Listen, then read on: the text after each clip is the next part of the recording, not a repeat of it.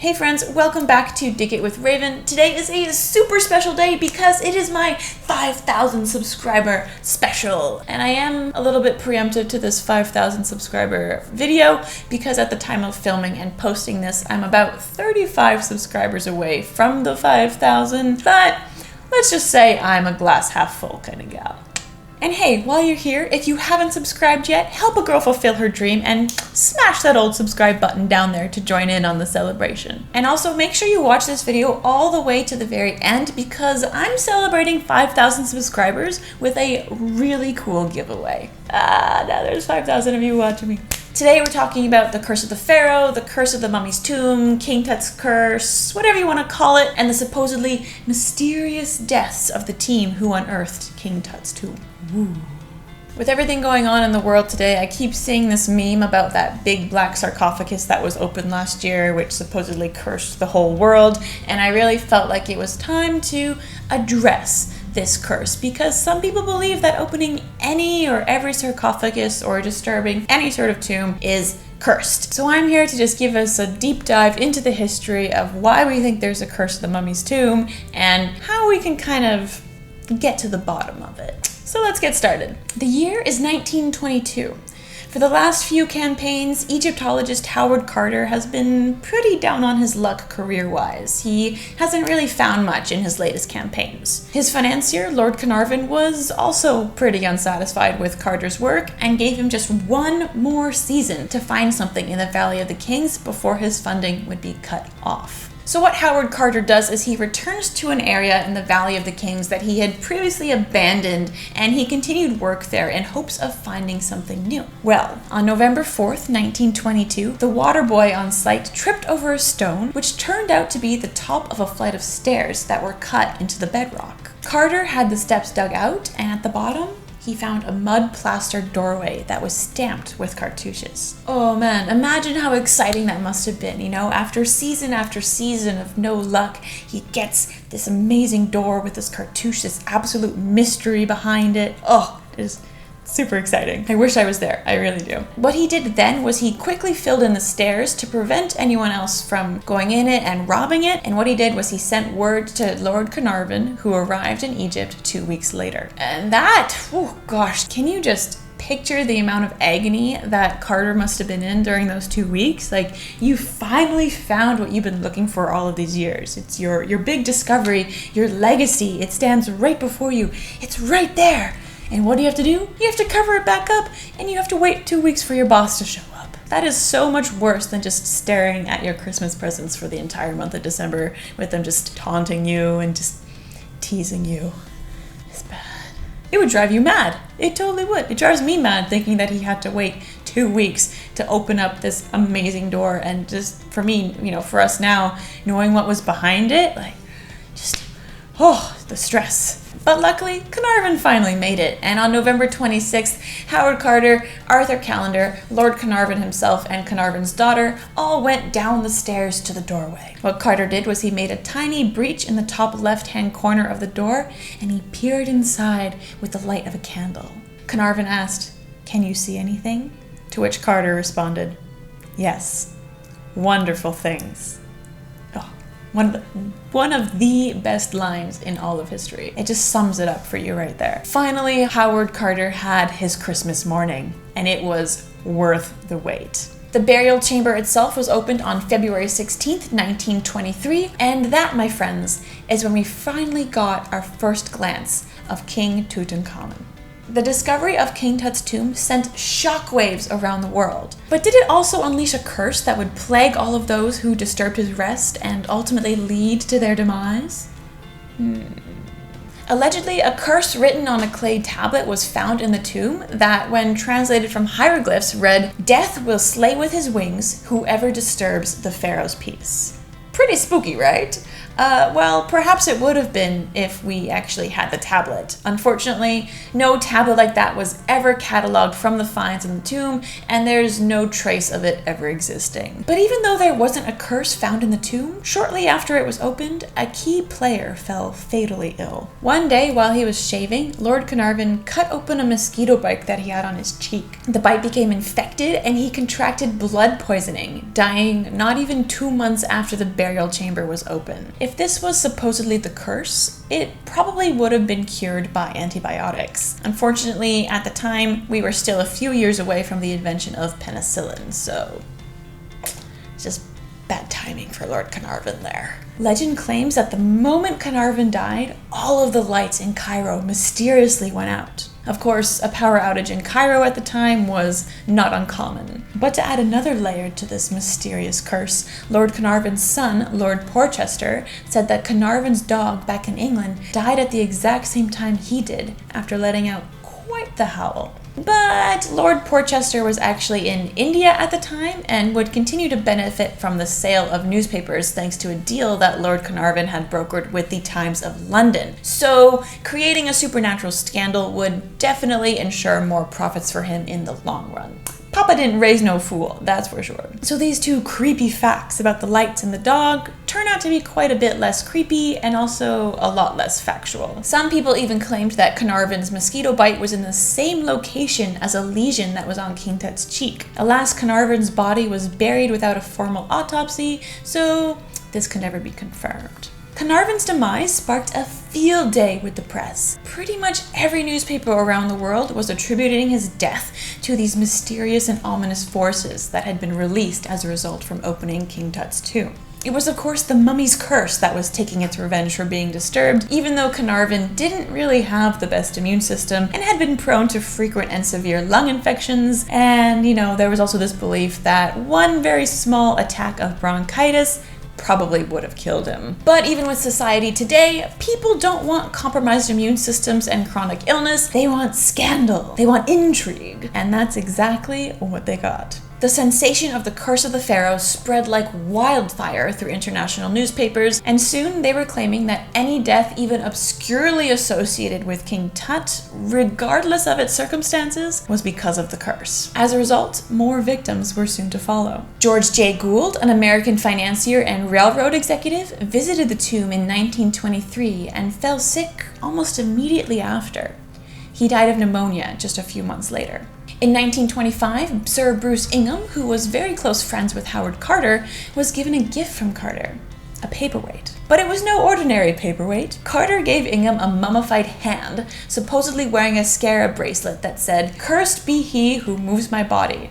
To him shall come fire, water, and pestilence." First of all, who gives a creepy mummified hand as a paperweight? And second of all, if you're gonna give that as a gift, maybe you should take the cursed bracelet off first, It's just like gift giving 101, really. But anyways, soon after receiving this creepy mummified hand as a paperweight, Sir Ingham's house burned down. When he rebuilt it, it was hit by a flood. Luckily for Ingham, he was smart enough to dispose of the mummified hand before that nasty pestilence came about. This mummified hand did not belong to King Tut. We don't really know who it came from, but the only association to King Tut's tomb was Howard Carter. The next victim was Aubrey Herbert, Lord Carnarvon's half-brother. He was born with a degenerative eye condition that made him go blind later in life. A doctor suggested that apparently his infected teeth were to blame for his poor vision, and Herbert had them all removed in hopes of regaining his vision, which is pretty drastic, but I guess if you're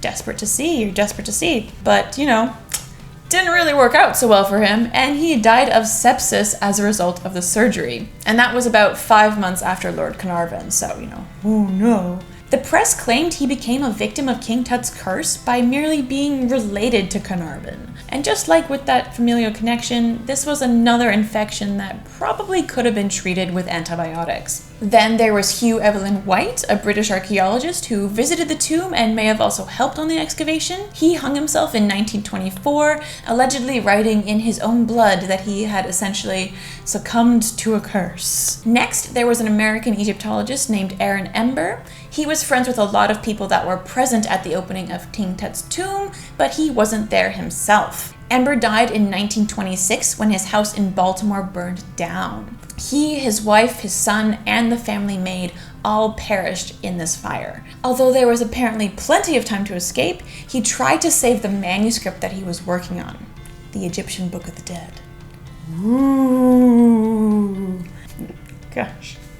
I'm sorry, I had to do that. Then there was Richard Bethel, Lord Carnarvon's secretary, and the second person to enter the tomb behind Howard Carter. He died suspiciously in 1929 and was found smothered in his room at a gentleman's club in London. A few months later, Bethel's father also died by leaping to his death from his 7th floor apartment, which is said to have been filled with artifacts from the dig site in Egypt. It seems like you didn't even have to be involved in the excavation in any way to be affected by the mummy's curse. Sir Archibald Douglas Reid was the radiologist who x-rayed King Tut. He became sick the day after taking all of these x-rays, and then he died 3 days later. When you're reading into all of this, it seems like anyone and everyone's deaths were somehow being attributed to the Pharaoh's curse. I could go on with more names about who was claimed as victims, but I think you can pretty much see the pattern going on here. Funnily enough, the one man that you probably would expect to incur the wrath of King Tut, Howard Carter, was never subject to the curse. Carter didn't actually believe in the curse, and he died at the age of 64 from lymphoma in 1939. You'd think if there was a curse that he probably would have been the prime target.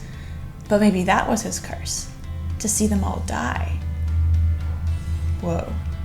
But it wasn't only Carter who escaped the curse of the pharaoh. Sergeant Richard Adamson, a member of Carter's team, he was the one that actually guarded the burial chamber for 7 years, like night and day, and he lived for another 60 years until his death in 1982.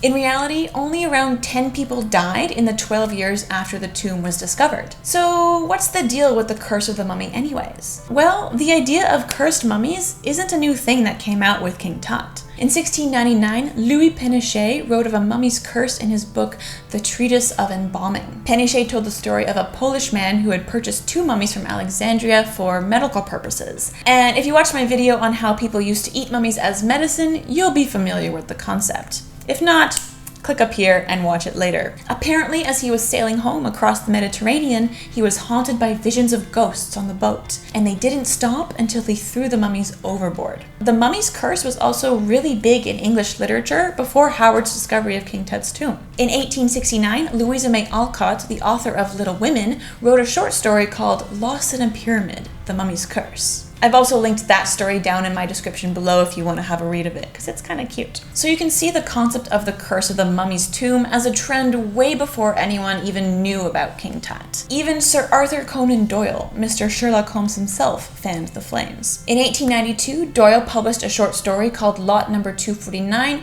which had a reanimated mummy as its protagonist. Once word of Carnarvon's death came out 30 years later, Doyle suggested that an evil elemental from the tomb was to blame for Lord Carnarvon's death. Newspapers are always looking for a good story, and the idea of a major archaeological find combined with a deadly curse for anyone who was involved was the perfect recipe for public interest. It isn't known who first mentioned King Tut's tomb being cursed, but we do know that Howard Carter probably exploited it to his advantage in the name of protecting the excavation. Once word got out of King Tut's discovery, reporters and tourists were just flocking to Egypt in order to get access to the tomb. So in order to keep everyone at bay, while also keeping the interest alive, Carter himself put out a story that a curse had been placed upon anyone who violated the rest of King Tut. Which is very sneaky, Mr. Carter.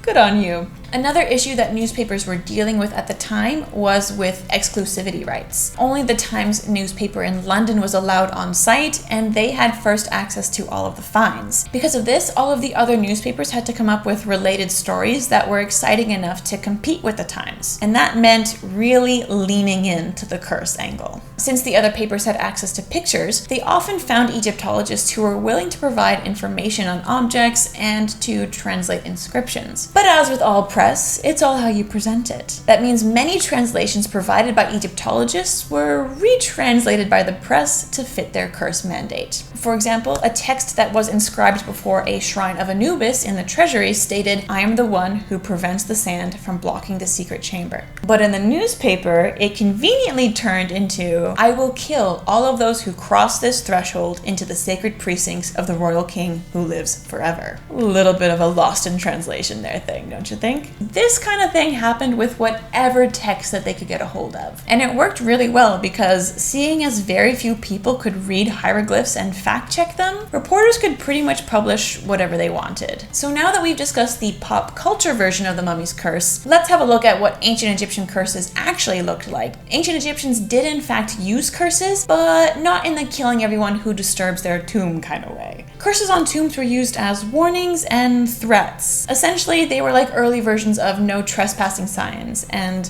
most of them did not occur in royal tombs, but they were in the tombs of private citizens. Actual written examples of tomb curses from ancient Egypt are not so popular, but those that do survive generally follow an almost legal structure and some sort of established pattern. They pretty much say that if you do something negative to a tomb, you're gonna get punished. For example, in some private non-royal tombs in the Old Kingdom, it starts off with, "Whoever passes by me, give me provisions, etc., and you'll receive good things." But if you do anything bad, well, Egyptian curses are quite lengthy, so I've shortened the one I'm about to tell you a little bit, but if you want the full translation, then please check the link in my description. But here's essentially what one of them says. "As for anyone who will do something evil against my grave, he will be judged regarding it by the great God.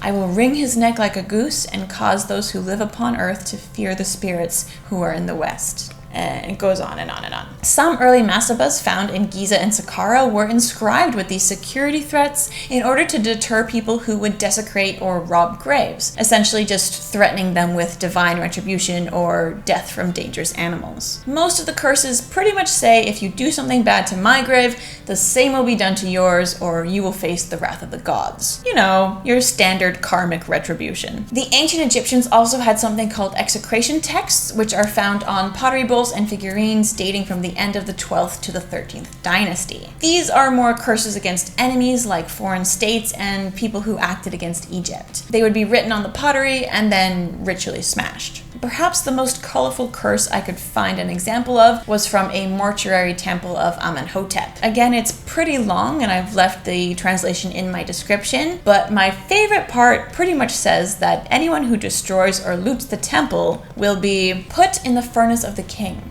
His uraeus will vomit flame upon the top of their heads, demolishing their flesh and devouring their bones. Like, whoo, that right there is 1,000 times more creative than any of the newspaper headlines claiming cursed inscriptions. I don't even know why newspapers were trying to compete with the Egyptian curses, because they were pretty good. So as you can see, the Curse of the Pharaohs, or the Curse of the Mummy's Tomb, is more of a media tall tale than a dangerous curse for Egyptologists. And if supernatural forces aren't the case for Lord Carnarvon's death in particular, let's try and look at some science then. In recent years, some researchers have suggested that the Pharaoh's curse could have been biological. Scientists have been looking to see if sealed tombs could house pathogens that could be dangerous or even deadly to those who open them after thousands and thousands of years, especially to people who have weakened immune systems, like Lord Carnarvon. In 1996, researchers discovered that some pathogens can lie dormant for a crazy long time, and then once a suitable host comes along,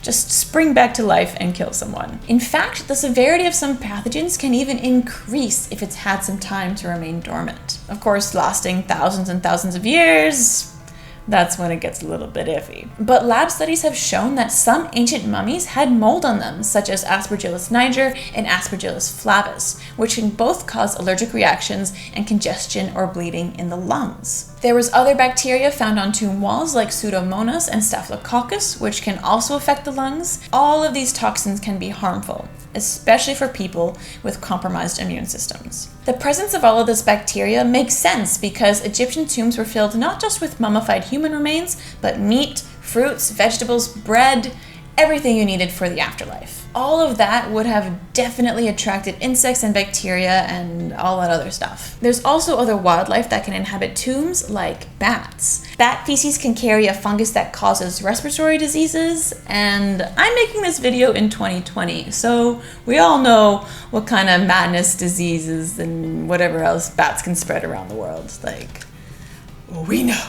That one hits just a little too close to home. Scientists have also detected ammonia, formaldehyde, and hydrogen sulfide from air samples sealed in sarcophagi. These chemicals in large amounts can cause burning in your eyes and nose, they can affect your lungs, and in extreme circumstances, they can cause death. Of course, all of these have a very strong odor, and anyone would be repelled from them right away before they could do any harm. So yeah, the presence of all of these substances may make the tombs sound like quite the dangerous, disease-riddled places just waiting to infect the first person to open them. But scientists seem to agree that they're not. Howard Carter had the opinion that Lord Carnarvon was probably safer inside King Tut's tomb than outside of it. And epidemiology professor F. DeWolf Miller from the University of Hawaii at Manoa agrees. Egypt in the 1920s wasn't the most sanitary of places, and Miller said that the idea of a 3,000-year-old tomb housing a pathogen that would kill someone 6 weeks later, while also making it look like a blood poisoning incident, is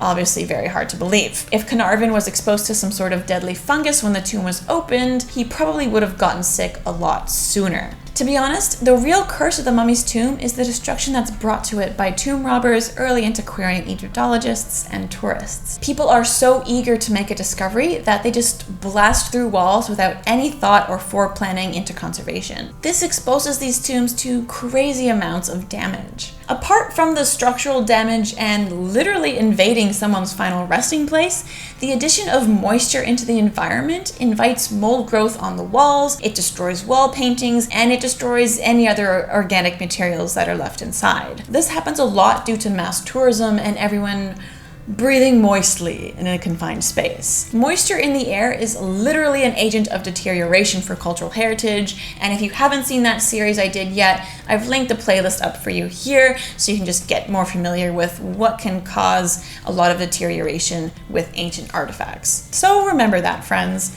The next time you think about the curse of the mummy's tomb, the real culprit could be you. If you liked that video, go ahead and smash that like button down below. Don't forget to subscribe to my channel, especially seeing that this is my 5,000 subscriber special. And now the moment you've all been waiting for, the giveaway. To celebrate 5,000 subscribers, I'm giving away the ultimate Dig It with Raven care package. One winner will get a Dig It with Raven tote bag and this super amazing archaeology coloring book so you can mindfully de-stress, which is what we all need after the year we've had. There are also 2 secondary prizes where I will send you stickers galore. The contest closes September 1st, 2020, and the winner will be announced in my YouTube video that's coming out on September 8th. If you enjoy what I'm doing on YouTube and you want to show your support, becoming a patron really does go a long way. I have a Patreon account because while I love making these videos for you guys, my bank account, not very happy with my decision. Every video takes me hours of researching, writing, filming, editing, and I make very, very little from ad revenue. You can become a patron for as little as $1 a month and gain early access to every video that I put out. You can get some really cool swag. You can even get your name on the screen like these amazing people right here. Thank you guys so much for all of your support over the years that I've been making these videos on this channel. I can't believe that we're at 5,000 subscribers already. It's absolutely amazing. Your support and your watching these videos and showing up and helping me grow the channel just means so much to me. So I want to say huge thank you to you guys. I wouldn't be anywhere where I am without all of you watching and subscribing and commenting and liking and just chatting with me. I've made some amazing friends because of this channel, and I'm gonna continue to make some amazing friends and grow this community. It's been a long road, but I have big plans for Dig It with Raven, and let me tell you, the best is yet to come. Stay dirty, my friends.